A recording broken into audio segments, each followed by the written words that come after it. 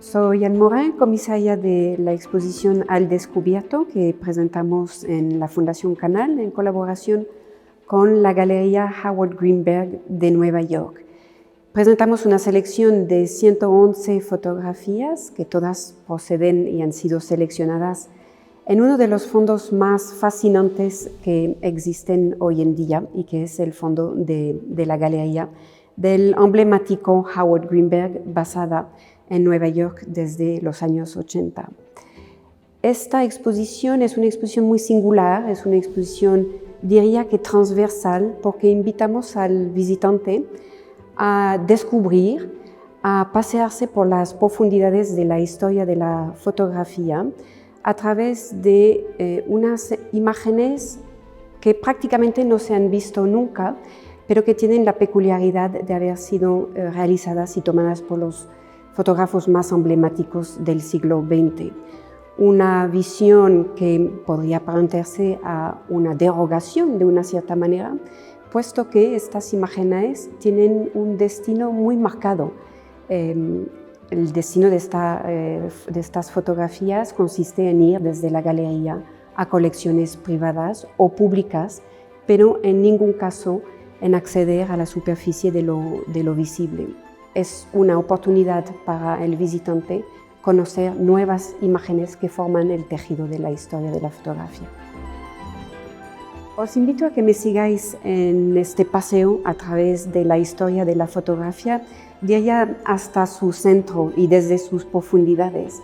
He querido en esta exposición mostrar una vertiente distinta de la historia de la fotografía, una historia de la fotografía que he instalado no de un punto de vista cronológico, puesto que veis que aquí empezamos con una fotografía de 1939, y aunque el conjunto de las 111 fotografías cubren la totalidad del siglo XX, veréis de qué manera pues, he juxtapuesto unas imágenes unas tras otras por afinidades estéticas, por afinidades filosóficas, aún así, o formal incluso. Vemos aquí de qué manera, por ejemplo, cada imagen se responden entre sí y entablan unas conexiones, unas correspondencias y una conversación de una cierta manera. En la puesta en escena de estas imágenes he querido realmente no dar unas pautas históricas, es decir, demostrar de qué manera los movimientos de la historia de la fotografía se han encadenado unos tras otros. Diría que la espina dorsal de esta exposición tiene que ver más con un proceso literario.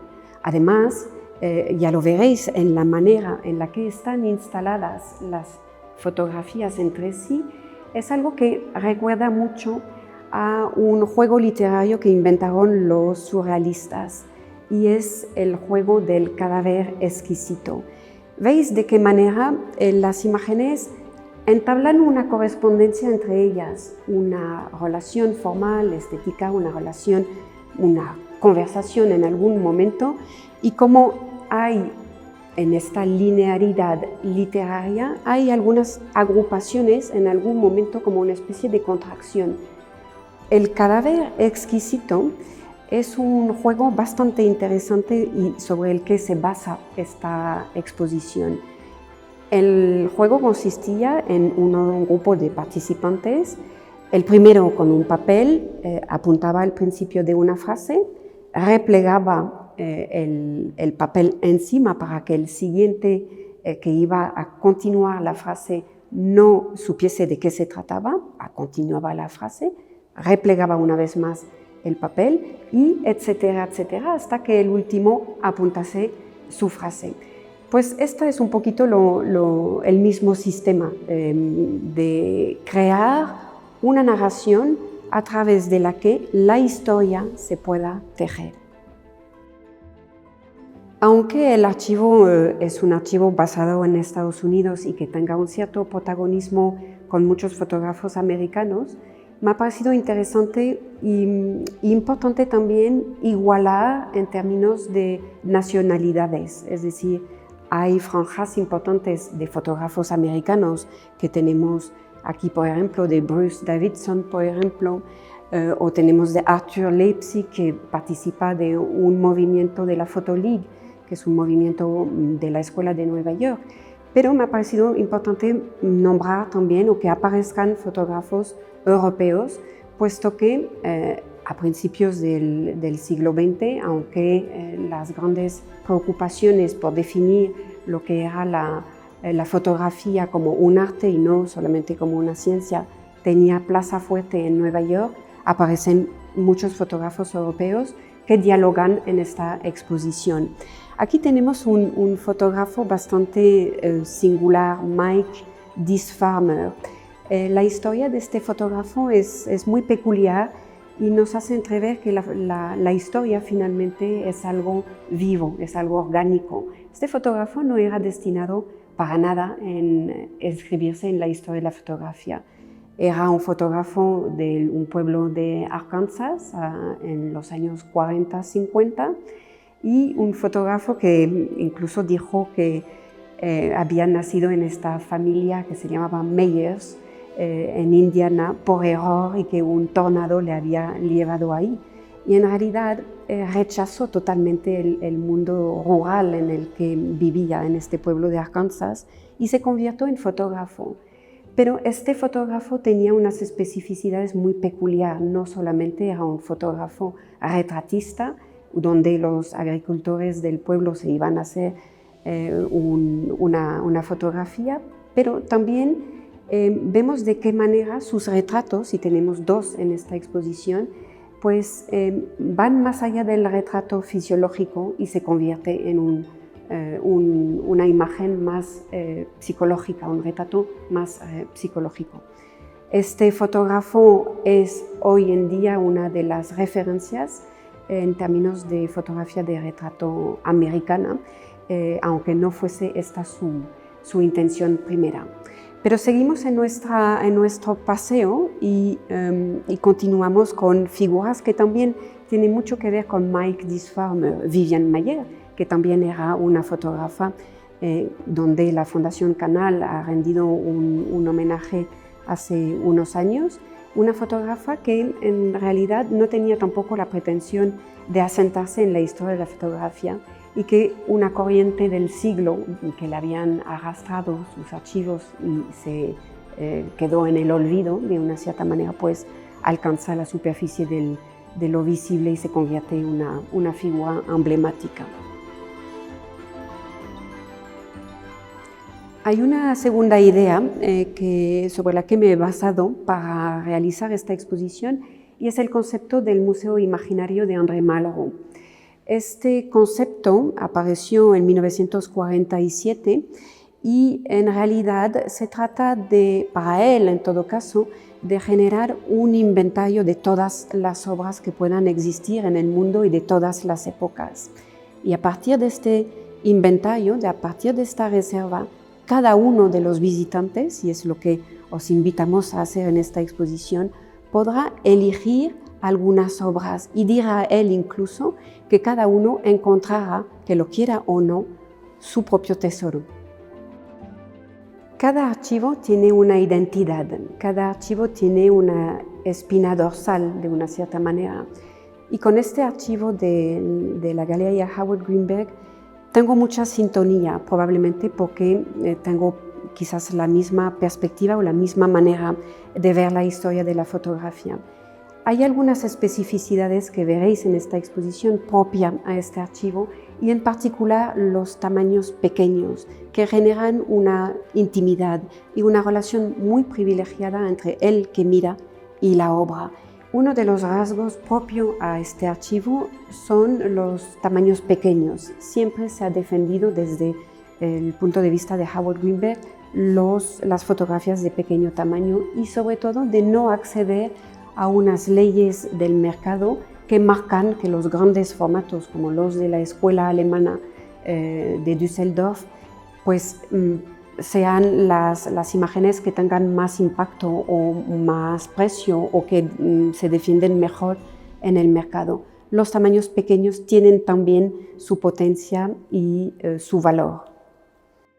En este recorrido de esta exposición veréis muy pocos puntos de color, probablemente porque la fotografía color apareció en el mercado a finales de los años 90 y que no era realmente un objeto destinado a ser colección. Aquí tenéis tres fotografías de uno de los fotógrafos más conocidos por sus obras en blanco y negro, Joel Meyerowitz, pero esta exposición de una cierta manera nos permite también descubrir otro tipo de trabajo como este en color, sabiendo que Meyerowitz fue uno de los pioneros en el uso de la fotografía en color. Aquí tenemos la imagen quizás más emblemática de esta exposición de un fotógrafo que ha tenido un reconocimiento tardío. Se trata de Saul Leiter. Saul Leiter tenía pretensión o intención de ser pintor. Vemos de qué manera en esta imagen, que es un retrato de Jean Persson, que quería ser actriz y que ha tenido un impacto muy importante en la vocación fotográfica de Saul Leiter, de qué manera el tratamiento y la materialidad de la imagen es muy pictórico en sí. Jean Persson fue muy importante para Saul Leiter. Tenía una relación con Eugene Smith, del que tenemos también una imagen en esta exposición. Y es Eugene Smith, a través de Jean Persson, que regaló a Saul Leiter su primera cámara de fotografía en 1946. Hemos comentado que la mayor parte de estas fotografías no han sido vistas. Aún así me ha parecido importante poner algunas piedras angulares en esta gran arquitectura, y es decir, poner unas fotografías e incluir unas fotografías bastante importantes en la historia del siglo XX. Esta imagen de Munkaci es una fotografía que diría casi ha cambiado el rostro de la historia de la fotografía. Es la imagen que cuando la vio Henri Cartier-Bresson le hizo decidirse por ser fotógrafo. ¿Por qué? Porque reúne en sí, y lo dirá él, todos los elementos que coinciden entre sí, que hace que esta imagen es perfecta. Y diría que revela un concepto que él pondrá de manifiesto, que es la idea del instante decisivo. Si la primera intención de Saul Leiter ha sido de ser pintor y artista, le pasó un poquito lo mismo a Jacques-Henri Lartigue, del que tenemos aquí una imagen muy emblemática de su filosofía. La filosofía de Lartigue era simplemente de captar y capturar para guardar en memoria los momentos felices que había podido ser testigo. Aquí su mujer cazando mariposas procede probablemente de un momento clave en su vida cuando era pequeño y en un contexto familiar muy propicio a esta felicidad que quería guardar en memoria. Su padre le regala su primera cámara de foto a la edad de 8 años, tras haber tenido un momento en el que hacía fotos sin cámaras y lo llamó la trampa de ojo, es decir, consistía en abrir los ojos muy grandes y cerrarlos inmediatamente para guardar estos momentos. A lo largo de su vida, Jacques-Henri Lartigue ha documentado no solamente el siglo XX, sino que estos momentos felices. No podemos hablar de la historia de la fotografía del siglo XX sin hablar de dos figuras que tenemos aquí en conversación y aunque no siempre han estado de acuerdo, pues finalmente aquí entablan un consenso. Se trata de Stieglitz y Steichen. Ambos han sido dos figuras fundamentales. Stieglitz, probablemente considerado como el padre de la modernidad, pasando de un pictorialismo de final del XIX a un principio del siglo XX en el que la fotografía accede como un arte en sí. Otro personaje fundamental para la historia de la fotografía fue Edward Steichen, que ha contribuido muchísimo para el reconocimiento de la fotografía como un arte. En realidad fue conservador en el MoMA en 1950-1955 y comisario esta exposición de gran calado, que ha sido muy importante en la historia. Fue The Family of Men, que reunía más de 260 fotógrafos y que realmente ha contribuido a asentar la fotografía en el panorama artístico.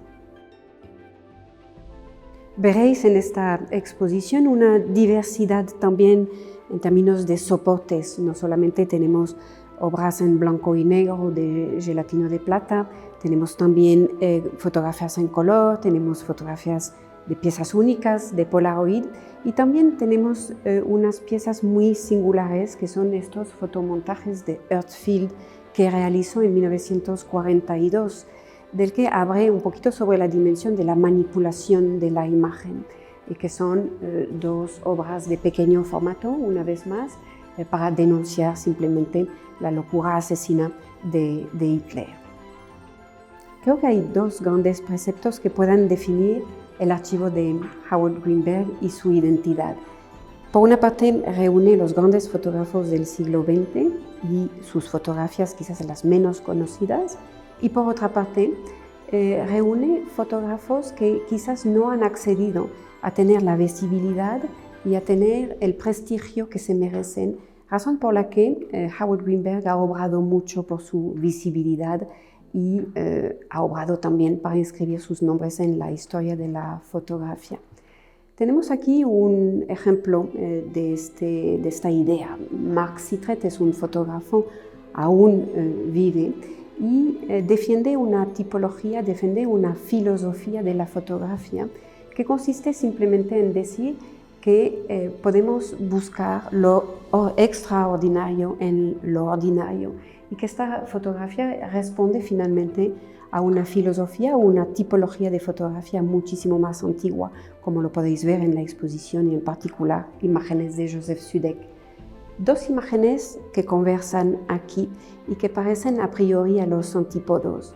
Helmut Newton, fotógrafo de moda, que nos da a conocer una imagen que en absoluto responde a los preceptos de la obra de Newton y que corresponde o que dialoga con esta imagen de Marc Citret por sus correspondencias formales. Esta juxtaposición es emblemática de lo que es el archivo de Howard Greenberg. Tenemos aquí otro juego formal que nos permite reunir tres grandes fotógrafos simplemente por la asociación de composición y de juego de las formas que presentan estos perfiles de tres personas, y que hace que finalmente una imagen nos lleva a la siguiente y la siguiente a la siguiente, y que nos tenemos que dejar simplemente llevar por estas corrientes. Entramos ahora en la Galería de la Bóveda con esta fotografía de Hélène Lévit, una fotografía que da la tonalidad de muchas otras fotografías que os vais a encontrar sobre esta dimensión del juego, de la identidad, de la máscara, del disfraz, que también la fotografía permitió en algunos momentos estos juegos, ¿no? En un texto de Jean-François Chevrier, de una introducción a la obra de Hélène Lévit, dijo: los niños no necesitan conocer la historia para contarse historias. Y muchos se prestan a este juego de esconderse, de disfraz, de juegos de identidad. Viviane Mayer, Mitiard, Robert Frank. Tenemos aquí tres fotografías maravillosas de uno de los grandes retratistas del siglo XX, Arnold Newman, y una fotografía de la emblemática Diane Arbus, que fue la alumna de Lisette Model, del que también tenemos dos fotografías maravillosas. En esta parte de la exposición también podremos ver algunos rostros importantes del siglo XX, artistas, escritores, como tenemos aquí de William Burroughs y de la Beat Generation americana, o Edith Sitwell, esta escritora británica que ha sido muy importante para las generaciones posteriores. Aquí un gran político, Ben Gurion, el que fundó el Estado de Israel. Tenemos también un retrato del galerista quizás más famoso americano, Leo Castelli, en su despacho, inmortalizado por Gary Winogrand. Y este retrato de Diana Vreeland, redactora jefa de una de las revistas más emblemáticas del mundo de la moda, Harper's Bazaar.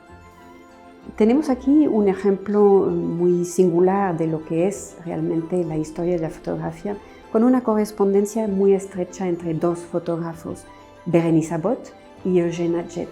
Podríamos decir de una cierta manera que la obra de Bérénice Abbott, que fue una obra de estilo documental, es la prolongación de la obra de Eugène Adjet, que realizó en París a principios del siglo XX, documentando el París urbanístico que estaba cambiando.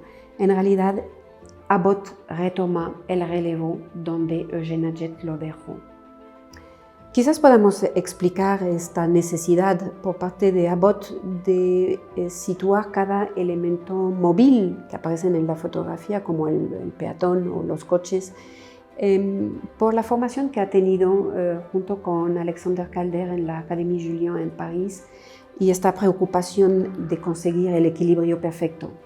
Esta exposición es una exposición única. Estas obras en algún momento volverán a reintegrarse en el lugar de donde proceden y no se volverán a ver. Os invito a que vengáis a entablar conversación con estas obras y que os dejéis llevar por la narración, la historia que os surgen estas fotografías. También podéis hacer esta visita de manera virtual desde la página web de la Fundación Canal.